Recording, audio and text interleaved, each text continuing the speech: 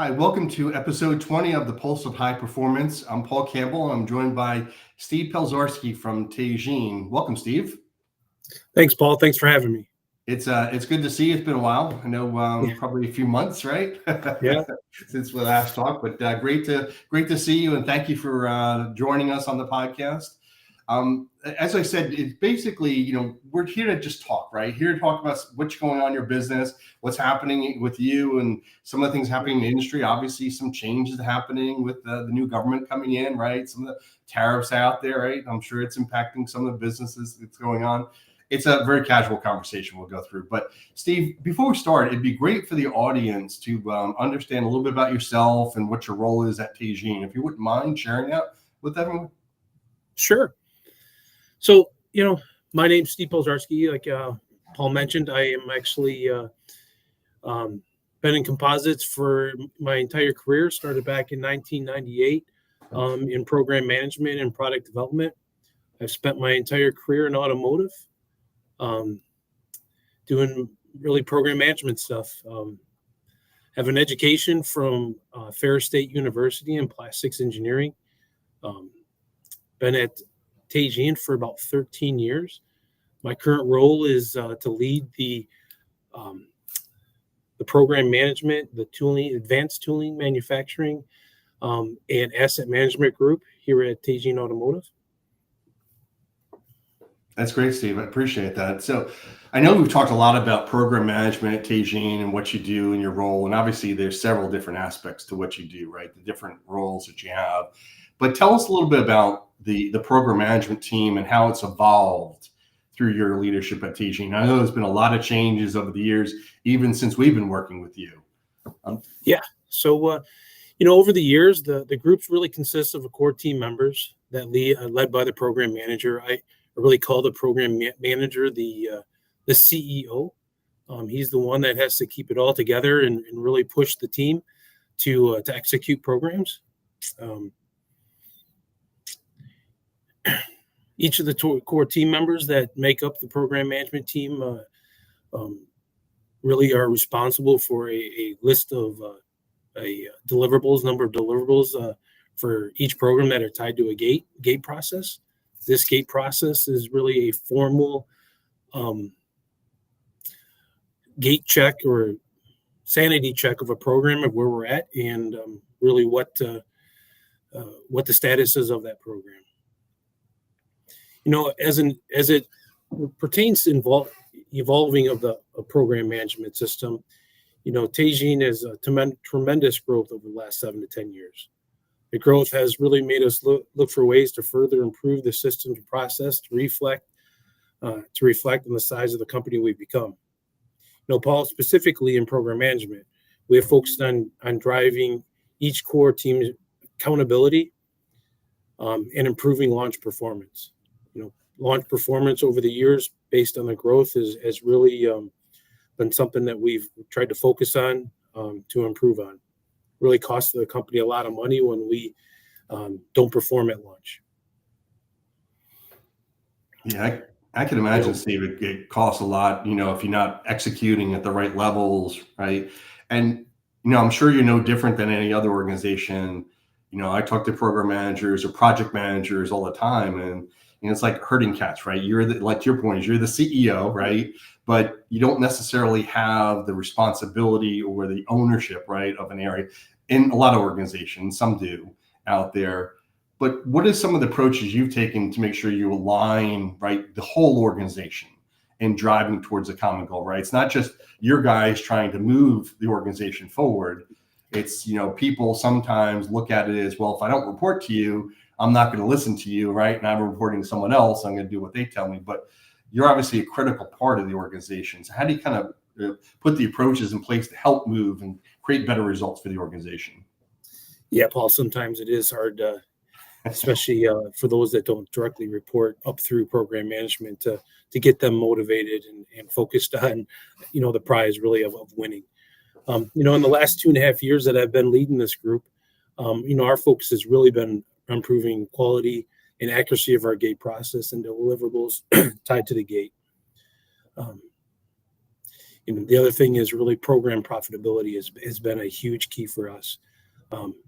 Communication to the organization at every level has also been a key to our success.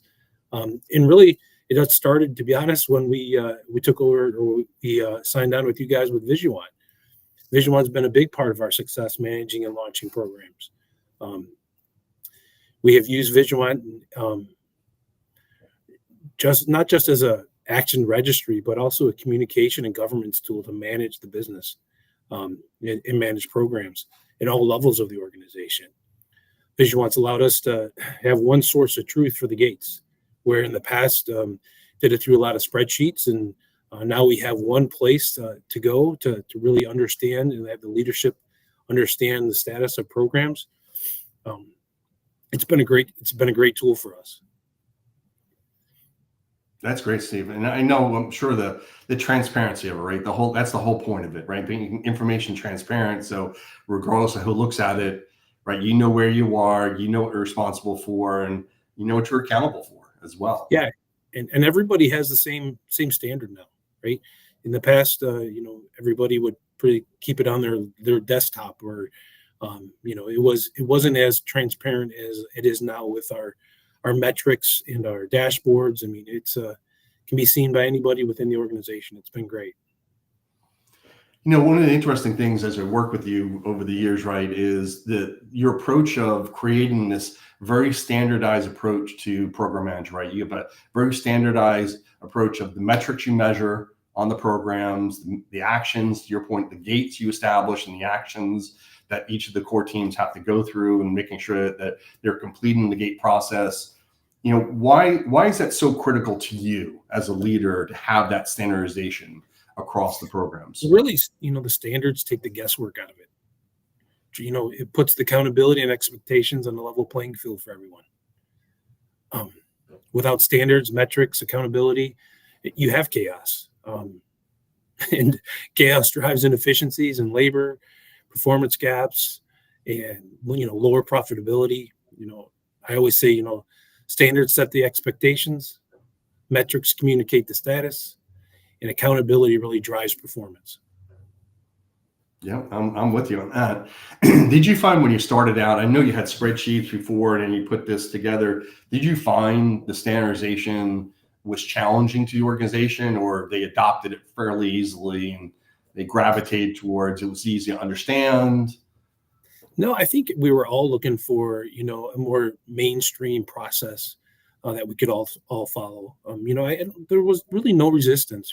After we learned the system and set the expectations, everybody really fell in line, and it's been great for the entire organization. That's good. That's great. Now, you mentioned before you hold a couple of different hats, right? You've got program management, you have asset, you have tooling as well. So it's a lot of moving parts you have as a leader. How do you take an approach of making sure there's a consistent message that's delivered to each of the groups, right? There's a lot of interaction, but I'm sure they also operate independently as well, right? So how do you keep a consistent approach where the staff is hearing the same message across any of the parts of the organization? Well, it's not just my staff, but the entire organization. We've adopted a very standardized cadence for meetings every week, which we follow to a very tight governance, and all the way from Chris, our CEO, down to each individual group. We follow the same consistent message, the same standards for that meeting, and it really helps drive the consistency and the focus on what we're after. Have you found kind of the approach is, it helps you tune the noise out and lets you focus on what's important as an organization? Because, a lot of companies will get into firefighting mode, especially in program management, right? You're fighting fires constantly. And I'm sure you have those challenges as well, right? But have you found through adopting processes, you've eliminated at least some of that goes on? Yeah, absolutely. I think the process that we've put in place really helps us stay focused on the goal, right? And there's always going to be a fire. There's always going to be disruptions that try to pull you away from that. But as long as you stay focused on the standard that you've put in place for every week, and the Now, with everything going on kind of in the industry, right, and the change in government out there and the tariffs out there, do you see that kind of impacting what you do as a business and any downstream impacts to you? I mean, obviously, there's lots of noise, right, that's out there about what tariffs could mean, and obviously, there's delays now on the tariffs. And do you feel, or do you see as an industry, right, the challenges that may present? Well, I wouldn't say the recent administration change is really, we haven't felt the impact of it yet. But I will say over the last, couple of years, with the integration of EVs into the market, has really changed the business, right? And we're seeing a lot of delays now on new programs, a lot of pause, I would say, from the OEMs on new product, really driving, some instability in the entire business, not just our business, but the automotive world. It'll be interesting to see over the next couple of years how EVs are adopted throughout the countries, throughout the world. But we'll see. I mean, it's feast or famine, right? And especially in composites. I'm sure in the next year or so, we'll see a significant growth again, and we'll have to manage it. Right. It's kind of interesting. This last week, I was talking to Volvo Trucks at a Green Pro, and they were talking about all the emission changes around trucks, right, and how that's driving changes in their business that's coming up in 26 and what they have to prepare for. And I'm sure it's the same thing for you, right? It's just an evolution that happens in the business. Right. Yeah, just continue change. So where do you see, with program management, it's delivering, it's executing, right, and it's bringing resolution, getting great results, and launching products. Do you see any changes happening to program management or evolving over, in the future? Well, to be honest, I'm really interested to see how AI plays out. It's the buzzword now, and not everybody completely understands the full capability of it. But I would imagine that AI will help drive efficiencies into our processes and program management process by improving accessibility to data and really improving decision-making timing. I really got to imagine that's what's next for program management, and how AI will play into it. Yeah, it's kind of interesting how AI, and we've talked to a lot of companies about AI and how that's going to impact, right, businesses. And you're right. I think if you can, look at, there's a lot of rich data, right? You have all the action capability out there, you're measuring metrics out there. If you could, forecast out a program and say, listen, if the behaviors of the organization match this, we're going to see better results over time, and use all that rich history with AI to understand that's powerful. It's a very powerful tool. Yeah, it'll be interesting to see how that evolves over time. Absolutely. Switching kind of to this, the other two groups you got tooling and asset management. How do as you look at those groups out there, program management obviously is a critical area, right, of the organization driving results, but they're also delivery mechanisms, right? Those two areas of making sure that everything is moving forward in the right direction. What other things do you see opportunities or challenges in those areas, right? Because that's a big breadth of responsibility for you. Yeah, I think, when we look at advanced tooling and advanced manufacturing asset management group, beyond the program management, it's all about standards, right? In developing, having the right people in your team, understanding, what winning means, what where ultimate goal is for programs for the business. And I really believe, having the right people below you that understand that strategy and really live to those standards that we've put in place, is the key to success.